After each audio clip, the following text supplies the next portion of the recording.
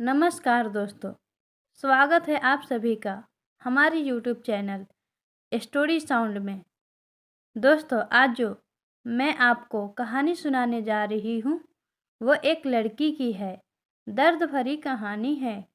दोस्तों, इससे पहले कि आप हमारी कहानी में खो जाएं, अगर आप हमारे चैनल पर पहली बार आए हैं तो कृपया चैनल को सब्सक्राइब कर ले, बेल आइकॉन को प्रेस कर ले ताकि इस तरह की कहानियाँ मैं रोज़ लेकर आती हूँ उसका नोटिफिकेशन सबसे पहले आप तक पहुँचे। तो चलिए देर न करते हुए कहानी को शुरू करते हैं।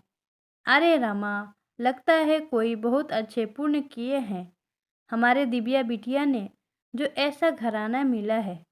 दिव्या के दादा ने दिव्या की माँ को बोलते हुए कहा। इतना शानदार घर, 10-8 गाड़ी थी और उनके पिताजी ने कहा हमें बस दिव्या जैसी संस्कारी लड़की चाहिए और कुछ भी नहीं।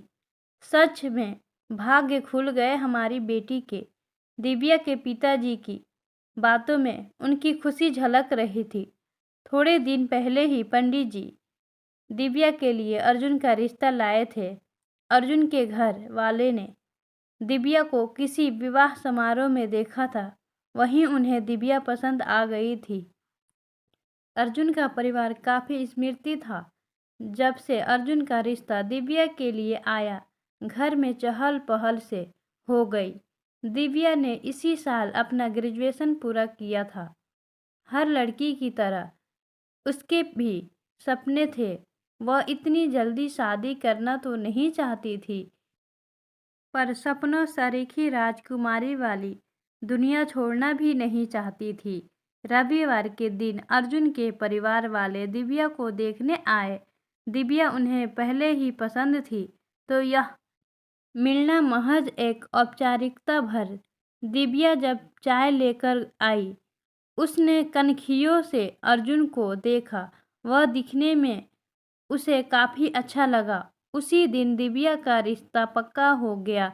दिव्या की होने वाली सास ने बातों ही बातों में दिव्या को बताया कि अर्जुन काफ़ी शर्मीला है और जल्दी किसी से घुलता मिलता नहीं। 3 महीने बाद शादी की तारीख तय हो गई। दिव्या को यह सब एक परी कथा सारिका लग रहा था। उसने सोचा ही नहीं कि एक दिन सपनों का राजकुमार सच में उसे मिल जाएगा, जो उसे राजकुमारी बनाकर रखेगा। जबकि उनकी सगाई हुई तो उसे मिले तोहफे को देखा सारे रिश्तेदारों और उसकी सहेलियों की आंखें चुंधिया गई। कईयों को तो दिव्या की किस्मत से रश्क होने लगा। समय पंख लगाकर उड़ रहा था। दिव्या का परिवार जोरों शोरों से शादी की तैयारी में लगा था। दिव्या की सास उसे कहती कि बस अब उनसे और इंतजार नहीं हो रहा। वह जल्दी ही अपनी बेटी को घर लाना चाहती है। अर्जुन से जब भी दिव्या बात करती है, कुछ देर बात करके फ़ोन अपनी मम्मी को दे देता। देखा दिव्या, मैंने कहा था ना, बहुत शर्मीला है मेरा अर्जुन। कभी भी लड़कियों की तरफ आंख उठाकर देखा भी नहीं। तुम ही जिंदगी में आई पहली लड़की हो। मैं माँ हूँ ना, सब समझता हूँ कि जैसे मुझे तुम्हारा इंतज़ार है, उससे ज़्यादा बेसब्री से वह तुम्हारा इंतज़ार कर रहा है। पता है, उसने तो हनीमून के लिए अभी से स्विट्ज़रलैंड के टिकट बुक करवा ली है। अर्जुन की माँ ने जब दिव्या से फ़ोन पर यह सब कहा तो दिव्या शर्मा गई। दिव्या सपनों के संसार में गोते लगाने लगी। 3 महीने कब निकले पता ही नहीं चला। धूमधाम से दिव्या और अर्जुन की शादी हो गई। सभी रस्मों के बाद दिव्या अपने ससुराल आ गई। दिव्या की शादी की पहली रात थी। दिव्या काफ़ी घबराई सकुचाई थी। दिव्या जैसे ही अपने कमरे में गई, उसने देखा अर्जुन गहरी नींद में सो रहा है। दिव्या उसे अपलक निहारती रही। शादी की इतनी घमाघमी में रस्में, फिर फ्लाइट का सफ़र, थकान होना तो लाजमी है। अगली सुबह जब गिलास गिरने की आवाज़ के साथ दिव्या की नींद खुली। उसने देखा अर्जुन बदहवास सा खड़ा है और सारा सामान फेंक रहा है। उसने अर्जुन को रोकने की कोशिश की मगर अर्जुन ने उसे धक्का दे दिया। सामने दरवाज़ा पीटने की आवाज़ आ रही थी। दिव्या ने भागकर दरवाज़ा खोला तो सामने अर्जुन की माँ खड़ी थी।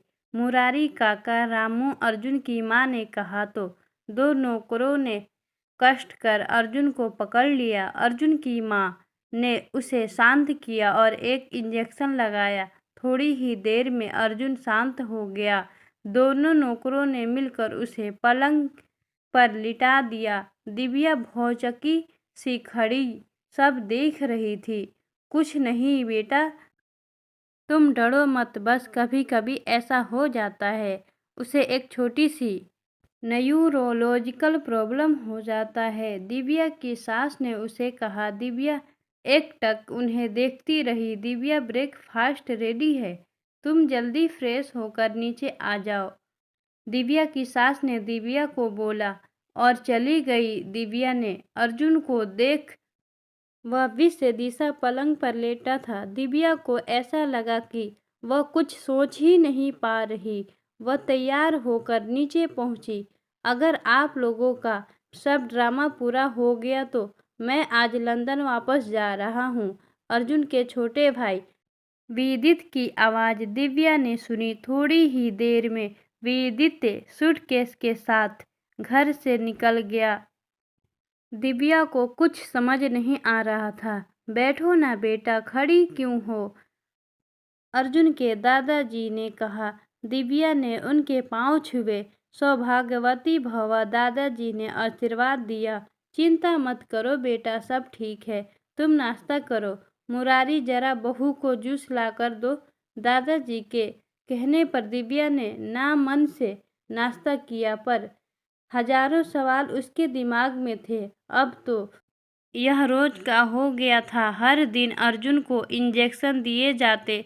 जब तक वह दवाइयाँ के नशे में रहता वह शांत रहता। जब उसे दवाइयाँ नहीं दी जाती वह किसी जानवर की तरह हिंसक हो जाता। दिव्या को कुछ समझ नहीं आ रहा था। वो अपने परिवार वालों से बात करना चाहती थी मगर जब भी वो फ़ोन के आसपास होती कोई ना कोई खड़ा रहता। उसके घर से भी फ़ोन आए पर दिव्या को बोलने का मौका ही नहीं दिया। अर्जुन की माँ ने एक तरह से नज़रबंद हो गई। वो घर में एक हफ्ता निकल गया। दिव्या को घर के नौकरों से ही पता चला कि अर्जुन काफ़ी सालों से मानसिक रूप से बीमार है और लंबे समय से उसका इलाज चल रहा है। दिव्या टूट गई। अगले दिन उसने हिम्मत जुटाकर कहा, दादाजी, मम्मी, पापा जी, क्यों आपने मुझे इतने बड़े धोखे में रखा? आप जानते हैं अर्जुन की हालत के बारे में। क्यों आपने मेरी ज़िंदगी बर्बाद की?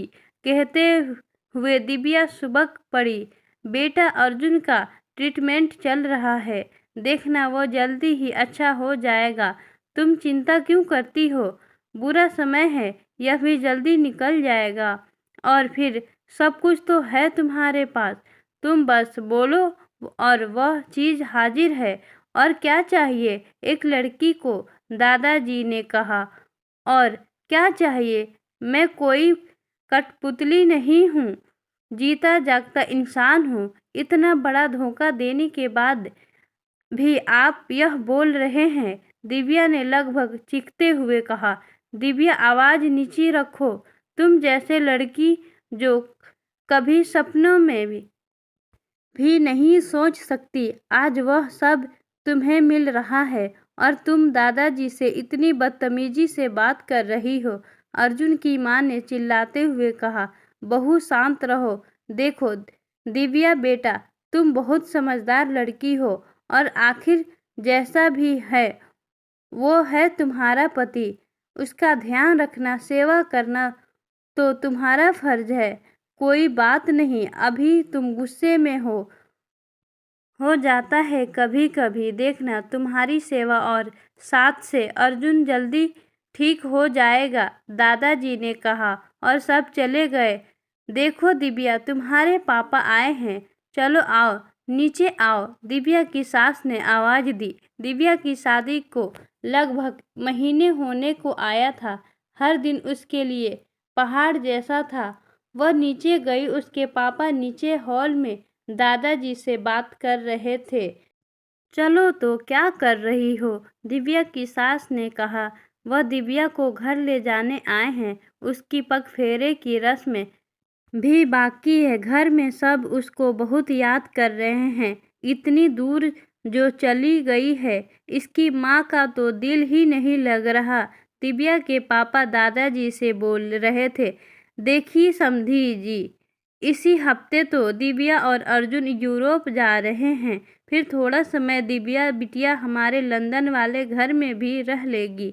आपकी बेटी बड़े आराम से है, आप चिंता मत कीजिए, अर्जुन के पिताजी ने कहा। दिव्या बैठक हाल में आ गई। पापा को देखकर उसकी रुलाइट फूट गई। अरे मेरी लाडो, क्यों रो रही है? मैं तुझे लेने आया था, पर मुझे नहीं पता था तू और अर्जुन जी घूमने जा रहे हो। कोई नहीं, तू वापस आए तो फोन कर देना, मैं तुझे लेने आ जाऊंगा, दिव्या के पापा ने कहा। दिव्या उनसे अकेले में बात भी नहीं कर पाई। दिव्या ने बहुत कोशिश की, मगर उसका हर प्रयास असफल रहा। चलो भाई साहब, आत्मरीत हो गई। बेटी का सुख देखकर मैं भी निकलता हूँ, आज शाम की ट्रेन है मेरी, दिव्या के पापा ने कहा और वह निकलने लगे। दिव्या ने पापा के पास हुए और उन्होंने दिव्या को गले लगा लिया। दिव्या ने सबसे नज़र बचाकर एक चिट उनके हाथ में पकड़ा दी। दिव्या के पिताजी बाहर आ गए। उन्हें कुछ समझ नहीं आ रहा था कि दिव्या ने उन्हें वह कागज का टुकड़ा क्यों दिया। कहीं ना कहीं उन्हें लग रहा था कि सब कुछ होते हुए भी दिव्या के चेहरे पर वो चमक नहीं। उन्होंने वह चिट खोल, उसे प्रतिज्ञा ने सिर्फ एक लाइन लिखी थी, प्लीज पापा मुझे यहाँ से ले चलो। दिव्या के पापा का मन अनहोनी की आशंका से कांप गया। आधे घंटे बाद ही वह फिर दिव्या के घर पर गए। समधी जी, अभी अभी घर से फोन आया है, दिव्या के दादाजी की तबीयत बहुत खराब है, मुझे दिव्या को ले जाना पड़ेगा, दिव्या के पापा ने कहा। थोड़ी ही देर में दिव्या अपने पिता के साथ ट्रेन में थी। दिव्या के पिताजी ने उससे सवाल किया, पर वह सुन रही थी, पर कुछ नहीं बताई। घर पर जैसे ही माँ ने उसे गले लगाया, वह फपक फपक के रो पड़ी। फिर उसके माँ ने पूछा, क्या हुआ दिव्या? फिर दिव्या ने माँ को बताई सब, पर मानो पहाड़ टूट पड़ा। किसी को भी यकीन नहीं हो रहा था कि उनकी लाडली के साथ ऐसा कुछ हो सकता है। फिर वहाँ दिव्या को नहीं जाने दिए उसके घर वाले। फिर दिव्या बच्चों को ट्यूशन पढ़ाने लगी। दिव्या के स्टूडेंट की शादी थी, उसका नाम था रितु। रितु ने अपनी शादी का कार्ड जब दिव्या को दिया, फिर उसकी अपनी शादी याद आ गई कि कैसे मेरे साथ धोखा हुआ। फिर रितु ने पूछा, दिव्या मैम क्या हुआ, कहाँ खो गई आप? आपको शादी में ज़रूर आना है, दिव्या ने कहा। रवि और रवि के फैमिली वाले कैसे हैं? रितु ने बताई। सच में रवि और उनकी फैमिली इतनी प्यारी है, मम्मी पापा भी बहुत खुश हैं कि इतने बड़े घर में मेरा रिश्ता हुआ है, रीता बोलते ही जा रही थी। दिव्या ने कहा, रितु मैं सच में तुम्हारे लिए बहुत खुश हूँ, पर क्या तुम्हारे परिवार ने सारी ज़रूरी जानकारी जुटा ली है? लड़के और उसके परिवार के बारे में? अभी सगाई और अगले हफ्ते शादी। प्लीज़ रितु पहले सब अच्छे से पता लगाओ। रितु चौंक गई कि क्या दिव्या मैम उसे यह सब कह रही हैं। 3 दिन बाद ही रितु का फ़ोन आया। मैम आप सही कह रही थी, वह लड़का और उसका परिवार ठीक नहीं है। आपकी वजह से ही हमने और छानबीन की, हमने यह रिश्ता तोड़ दिया। Thank you ma'am, saving my life, Ritu बोल रही थी। दिव्या के चेहरे पर मुस्कान आ गई। जो काम वह नहीं कर पाई, आज किसी और की जिंदगी को बचाकर उसने कर लिया। उसने हार नहीं मानी, ना मानेगी। रितु को उसने दूसरी दिव्या नहीं बनने दिया। जिंदगी थम जाने का नाम नहीं, यह उसने समझ लिया था। दिव्या मैम आज क्लास नहीं लेंगे क्या? उसके स्टूडेंट उसका इंतजार कर रहे थे। अभी आई दिव्या मुस्कुराती हुई अपनी क्लास में चली गई। दोस्तों, दिव्या की कहानी हमारे ही समाज की एक सच्ची कहानी है। शादी की एक ऐसा बंधन है जो गुड्डे गुड़िया का खेल नहीं, मगर न जाने क्यों कई बार जीवन के इतने बड़े फैसले को हम किस्मत के भरोसे छोड़ देते हैं। सिर्फ बाहरी दिखावा कुछ नहीं होता। हकीकत तो यह है, जो दिखता है वह जरूरी नहीं सच है। ना जाने कितनी ही दिव्या है जो इस धोखाधड़ी का शिकार बनते हैं। इसलिए दोस्तों, मेरा अनुरोध है कि शादी जैसा बड़ा फैसला लेने के लिए अच्छी तरह से जांच परख की जाए। उम्मीद है आपको ये कहानी पसंद आई होगी। अगर आपको कहानी पसंद आई हो तो लाइक कमेंट करें। कहानी सुनने के लिए धन्यवाद।